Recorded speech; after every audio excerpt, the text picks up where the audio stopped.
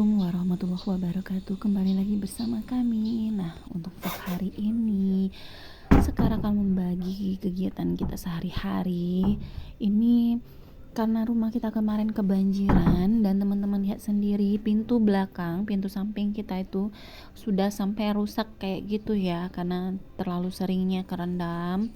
Jadi kita khawatir karena di komplek ini banyak banget namanya tuh ular-ular.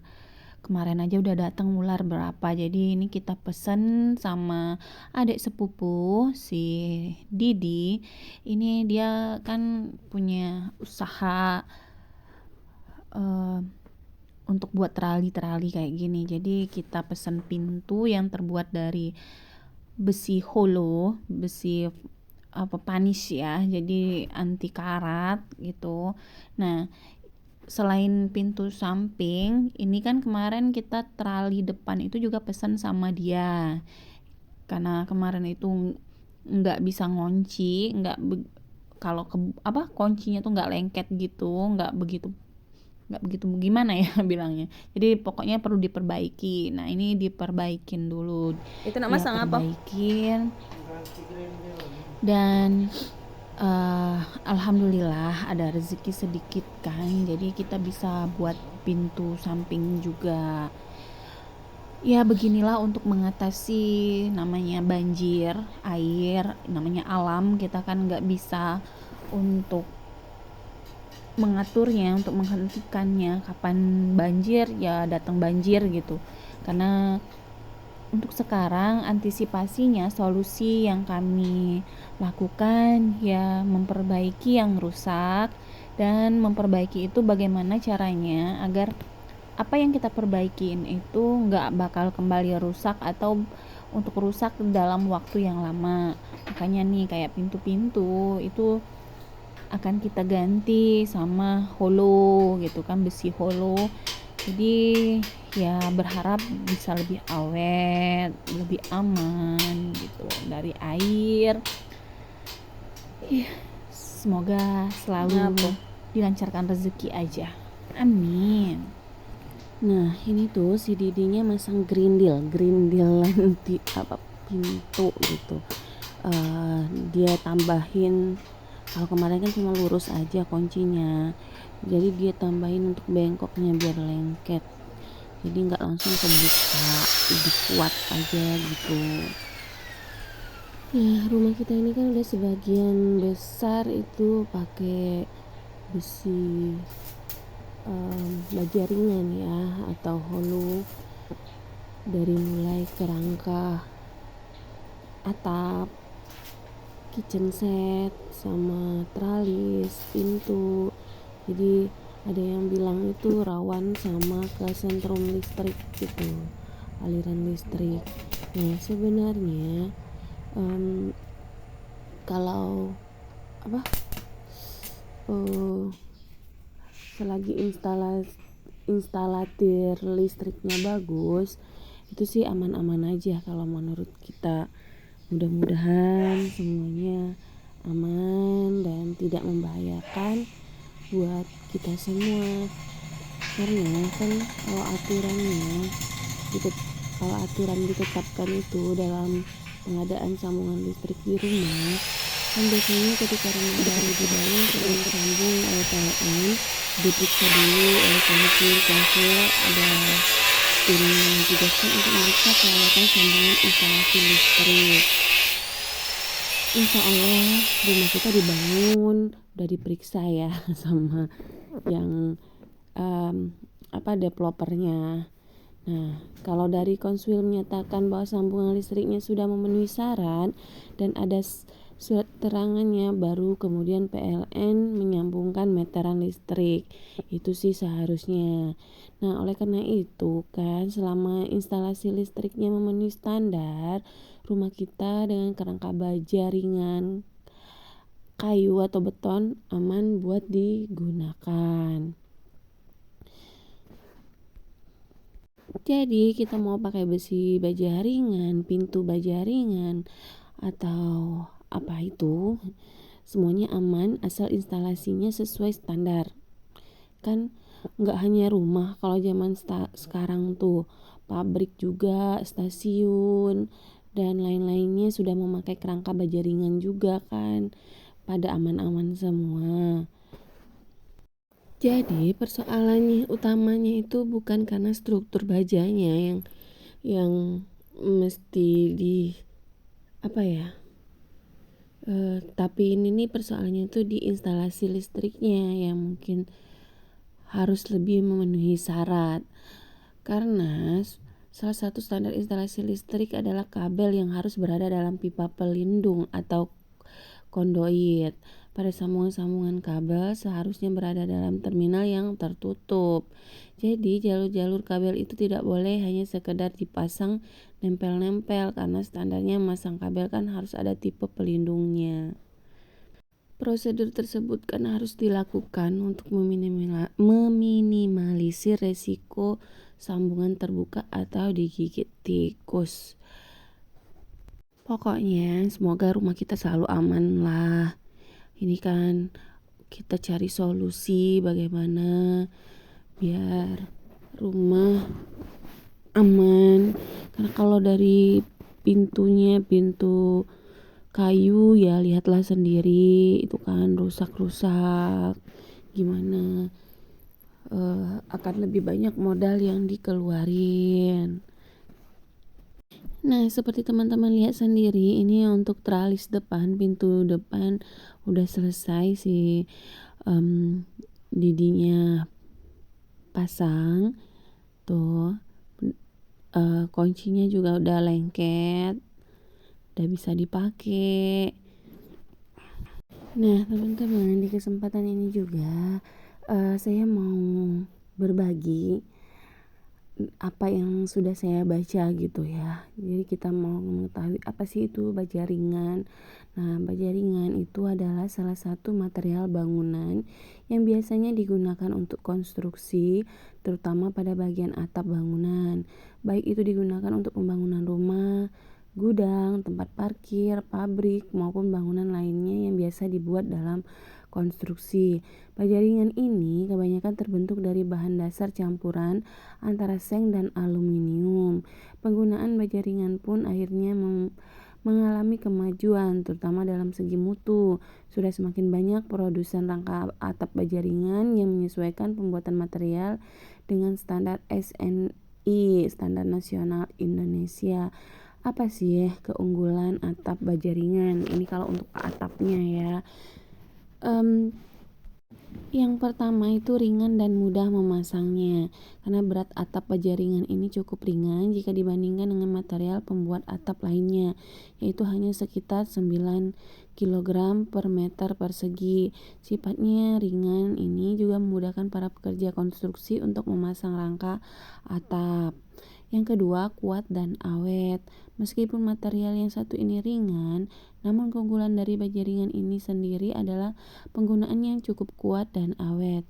Bahkan, bahan bangunan tersebut tidak akan berkarat dan tahan menghadapi cuaca ekstrim, sehingga bisa melindungi rumah kita dengan maksimal. Begitu juga kita menggunakan pintu ini ya, harapannya itu kuat dan awet. Yang ketiga itu mudah dibentuk dan disambung. Untuk atap baja ringan bisa menjadi solusi untuk membuat atap bangunan yang sesuai dengan keinginan kita.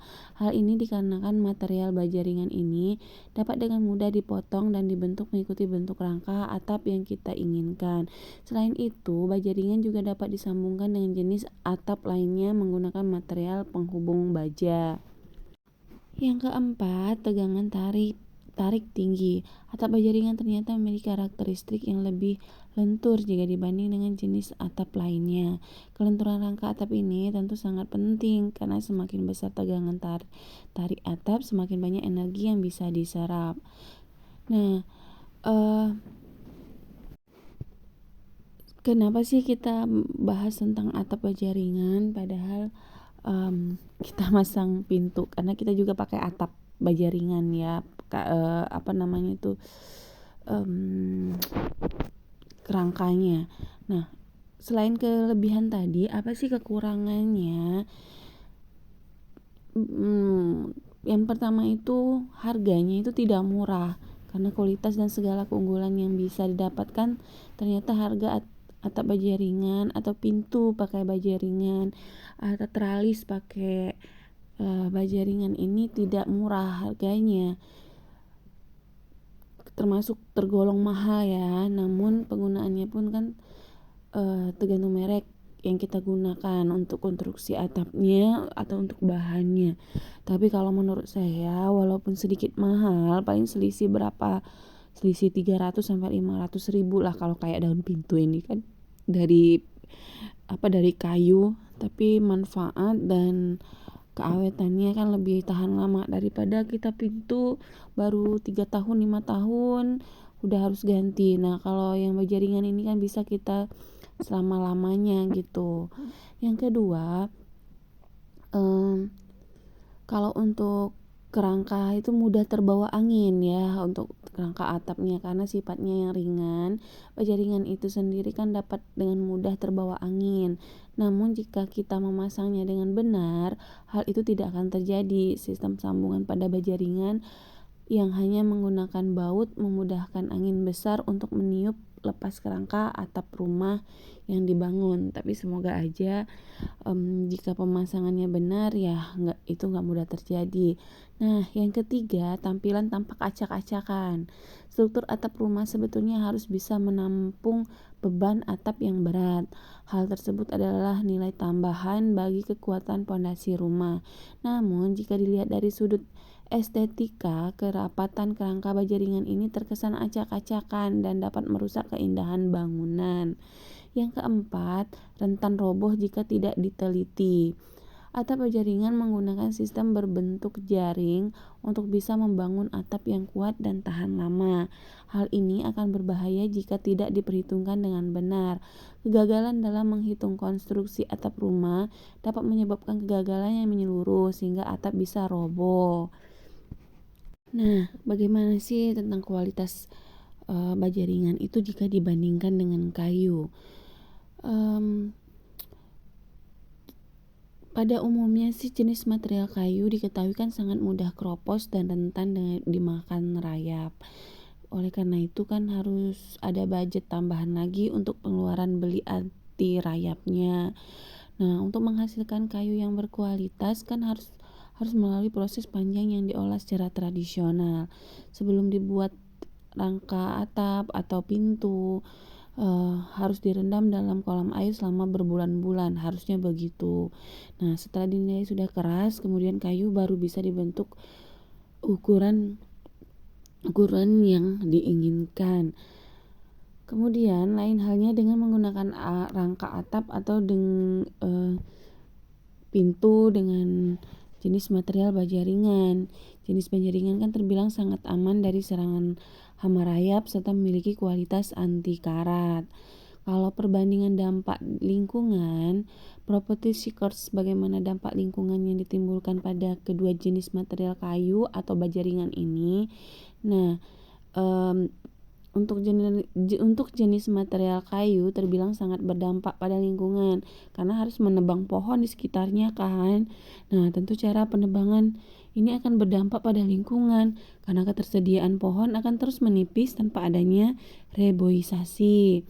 Lain halnya dengan jenis material rangka atau baja ringan. Baja ringan diproduksi dari beragam bahan dasar yang mudah ditemukan. Meskipun jenis kayu terbilang lebih ramah lingkungan dibanding baja, namun pada prosesnya baja ringan juga bisa mencemari lingkungan. Jadi kesimpulannya, kedua bahan ini ada sisi negatif dan ada sisi positif untuk lingkungan. Kekurangan baja ringan, meskipun proses pemasangan baja ringan ini lebih mudah dan efisien, tetapi tetap ada kekurangannya. Salah satu kekurangan pada jenis baja ringan ini yaitu sangat mudah terbawa angin tadi ya teman-teman. Kendati proses instalasi pemasangan baut terkadang adanya angin kencang tidak bisa menjamin rangka atap terjadi lepas.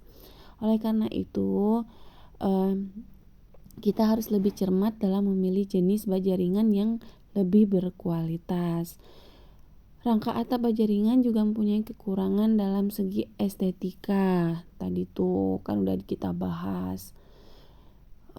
Untuk mengatasinya itu dibutuhkan platform atap tambahan supaya lebih rapi. Dan masalah harga tadi dibanding material kayu juga menjadi pertimbangan tersendiri untuk menggunakan rangka atap jenis ini atau pintu jenis ini karena lebih mahal harganya dibanding kayu.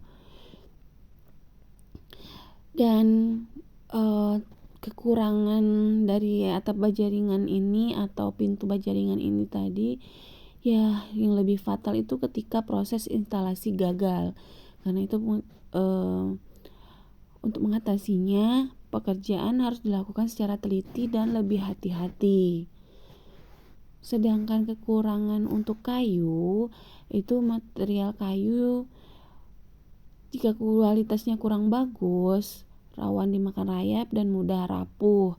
Material kayu tak disarankan sering terkena hujan atau dalam kondisi lembab dan berjamur. Seperti kita, bukan lagi lembab atau berjamur ini. Kita sering banjir, jadi dia keropos kayak apa ya yang saya bilang itu kayak roti direndam air gitu loh. Melembut dia tuh jadi ya cepat hancur lah. Dan kekurangan kayu juga itu memiliki bobot lebih berat dibandingkan baja ringan. Nah, bagaimana sih perbandingan menyusun rangka atap kalau untuk baja ringan sama kayu? Property Shaker ada perbandingan cara penyusunan komponen antara rangka atap kayu dan baja ringan. Berangkat dari cara penyusunan inilah yang membuat rangka atap bisa lebih kokoh dan awet. Untuk penyusunan rangka atap kayu, lazimnya terdiri dari susunan sejumlah balok kayu. Balok kayu diatur secara horizontal dan vertikal sesuai dengan ukuran genteng. Tapi khusus pada rangka atap atau dak beton, cara penyusunan cuma vertikal. Sesuai dengan desain atap yang direncanakan, maka akan timbul dengan beberapa jenis nama susunan balok. Misalnya seperti pada istilah kuda-kuda yang merupakan balok kayu tersusun segitiga. Lalu kenapa disusun begitu? Alasannya agar bisa berfungsi sebagai penyangga rangka atap kayu tersebut. Setelah penyusunan konstruksi rangka atap, kemudian penyusunan kuda-kuda dapat dipercantik sesuai desain yang diinginkan. Biasanya kombinasi penerapan rangka atap kayu lebih menonjolkan penampilan bernuansa etnik tradisional ya. Lain halnya dengan cara penyusunan komponen kuda-kuda untuk jenis material rangka atap baja ringan. Perbandingan untuk rangka atap baja ringan ini lebih menampilkan desain minimalis modern. Namun demikian, bukan tidak berarti cara penyusunan komponen kuda-kuda untuk baja ringan tidak dapat dimodifikasi. Tetapi bisa ya property shaker kemudian penyusunan pada gording merupakan balok kayu yang dipasang di atas kuda-kuda. Asli istilah gording ini bertujuan sebagai penghubung terhadap kuda-kuda. Penerapan gording juga bisa disusun pada jenis material rangka atap baja ringan. Perbandingannya, cara pemasangan yang lebih simpel. Selanjutnya adalah balok kayu yang disusun secara melintang persis di atas gording. Istilah ini biasa disebut balok kayu atau kasau. Peran kasau dalam penyusunan rangka atau bertujuan memperkuat tahanan genteng rumah. Ukurannya pun bisa disesuaikan dengan desain yang diinginkan. Pada penerapan baja ringan, komponen kasau juga memiliki fungsi serupa. Tidak ada perbedaan fungsi maupun desain pada jenis material baja ringan. Kemudian perbandingan penggunaan reng, yaitu kayu yang melintang dipasang di atas kasau. Posisinya mengkait serta menahan susunan balok kayu yang vertikal. Penerapan reng ini hampir mirip seperti yang diterapkan pada komponen baja ringan. Perbandingan ukuran baja ringan lebih kecil, lain halnya reng terbuat dari kayu atau bambu. Fungsi reng tersebut sebagai dudukan genteng sekaligus jadi acuan susunan agar terlihat lebih rapi dan teratur. Selain reng yang dimaksud adalah lagi istilah yang reng balok, yaitu balok kayu yang dipasang pada ujung atas dinding sehingga reng balok kayu maupun baja ringan dengan ukuran yang lebih besar bisa menahan beban lebih tepat dan kokoh. Berikut ada yang namanya lips plank, ujung gavel. Sesuai namanya, jenis komponen ini dipasang di ujung gavel bertujuan untuk melindungi gording maupun reng dari tariknya matahari hingga air hujan. Pelapis rangka atap menjadi komponen selanjutnya pada penyusunan rangka rangka atap ini. Pelapis atap biasanya lebih dikenal sebagai wubung. Material yang digunakan bisa buat dari seng terbentuk siku atau genteng wubung. Komponen ini terletak di posisi paling atas pada rangka atap yang bertujuan untuk menutupi dari sinar matahari maupun hujan. Nah, properti shaker itulah perbandingan penggunaan rangka atap kayu maupun baja ringan. Semoga menjadi rekomendasi, bisa dipertimbangkan. Nah, masalah pintu kita ini juga udah terpasang dengan baik ya. Yang tadinya seperti teman-teman lihat, si Didinya itu sedikit kesusahan untuk memasangnya karena ternyata kayu yang dipasang oleh developer kita ini kemarin pada saat masang pintu dapur itu memakai kayu yang sangat bagus sekali, keras banget katanya. Udah pakai alat itu aja masih agak kesusahan buat mengikisnya, tapi alhamdulillah bisa diatasi dengan baik. Dan ini untuk pintu belakang ini kita memilih itu sambungan ya, jadi bisa dibuka atasnya aja, bawahnya ketutup, dibuat 2 sambungan gitu. Karena dapur deket sama saya masak, jadi saya bilang sama Pak suami, ya sebisa mungkin dibuat dua sambungan. Kadang-kadang kalau lagi ngerekam gitu butuh pencahayaan, tapi anginnya kenceng kan berpengaruh sama api. Jadi kalau dibuat pintu 2, kapan saya butuhkan bagian bawah aja yang kebuka bisa dibuka, kapan saya butuhkan yang bagian atas saja ya bisa juga digunakan seperti itu. Jadi lebih banyak manfaatnya dan ada kegunaannya gitu. Nah, untuk pemasangan ini kayaknya sedikit agak susah itu tadi karena pintu kita tuh kan udah nggak lurus lagi seperti awal pemasangan, jadi harus menyesuaikan banget gitu. Nah teman-teman, saya sudah habis kata-kata nih, apa lagi yang mau diomongin pada saat dubbing. Udah sedikit ngantuk dan capek juga. Teman-teman lihat sendiri ya bagaimana proses pemasangan pintu kita ini tanpa saya harus ngomong. Oke teman-teman, selamat mengikuti bagaimana prosesnya pemasangan pintu ini.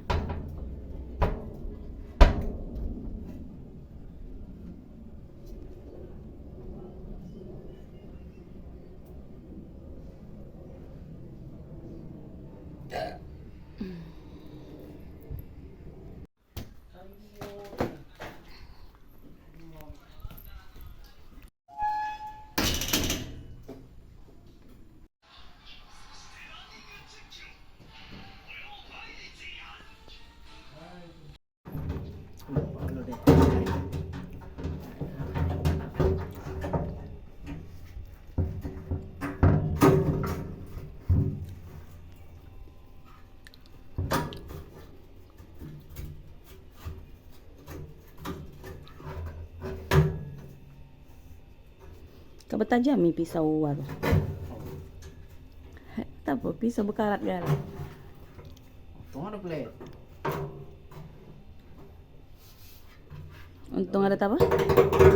Pisau itu loh. Ada bingung aku.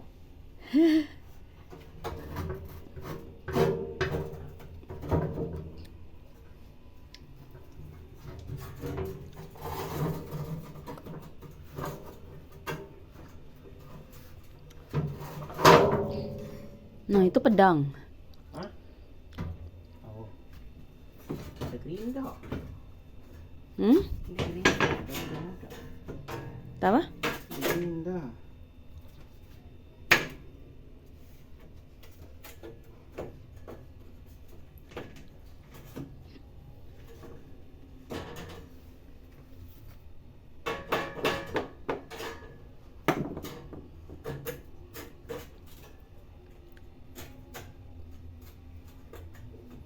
Buatlah vlog. Siap ke video sejam. Sutik siapkan video sejam nak batang jam tayang. Buat lah mudah, sejam 2 jam gampang buat. Topong kerja ke tu lah.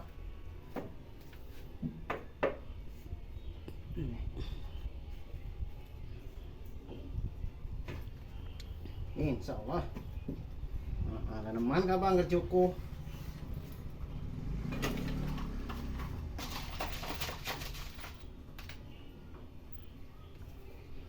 Udem tu kalau menggup lita lu uwa tu. Ya, oh.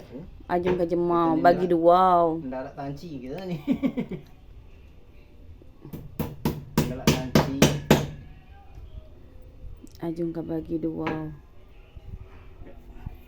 Tapi beresiko galot tu. Gila.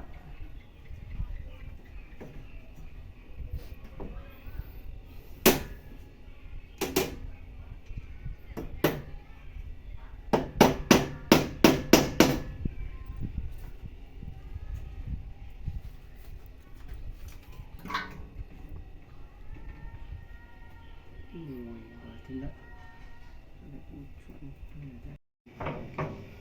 Zia nama. Zia tu ko nama. Sia. Zia. Zia. Menangis jauh dari Nabi Adam menganian tu mana? Masa apa? Nabi Adam? Anak Nabi Adam? Waktu itu semoga lah, dan langsung tu semoga lah.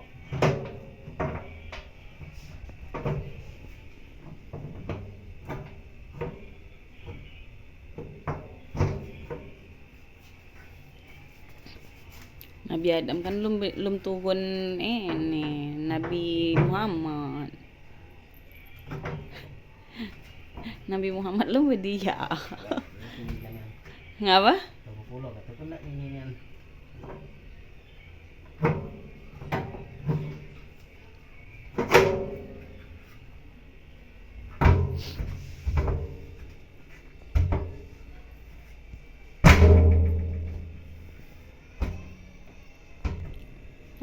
Merekam nganyuak. Jadi tadi ngacung merekam ada.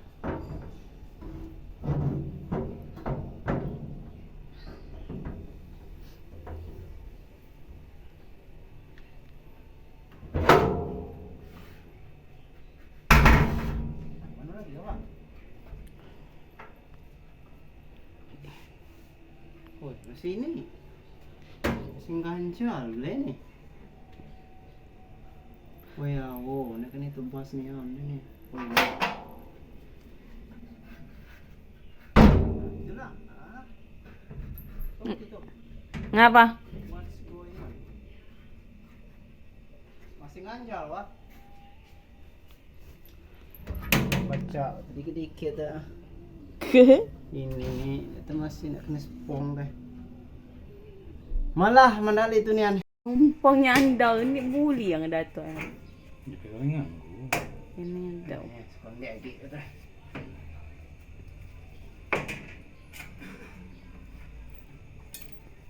letak sini.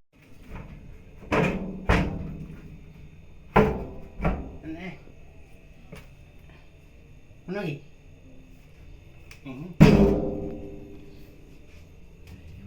Celah. Aku bori korek apa?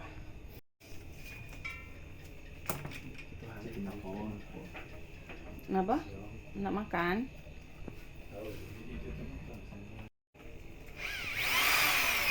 Sallallahu alaihi Muhammad. Bor aja lagi segau di. Betul itu.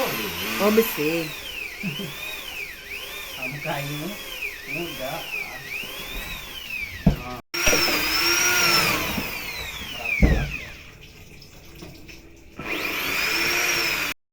Nah, karena pemasangannya udah selesai, maka vlog kita hari ini cukup sampai di sini dulu ya teman-teman. Terima kasih sudah mengikuti vlog kita dari awal sampai akhir. Jangan lupa berikan dukungannya dengan cara subscribe, like, komen, dan share. Bye bye.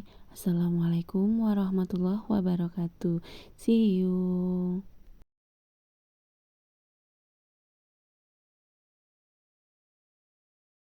Nah teman-teman, pintunya akhirnya seperti ini. Udah jadi ya. Kalau untuk sekarang pintu kita itu masih 2. Ini yang kayu masih bisa digunakan, tapi percuma juga, nggak bisa ditutup juga kan, karena dia mengembang habis kena banjir itu dia mengembang. Oke, terima kasih teman-teman. Vlog kita selesai sampai di sini ya.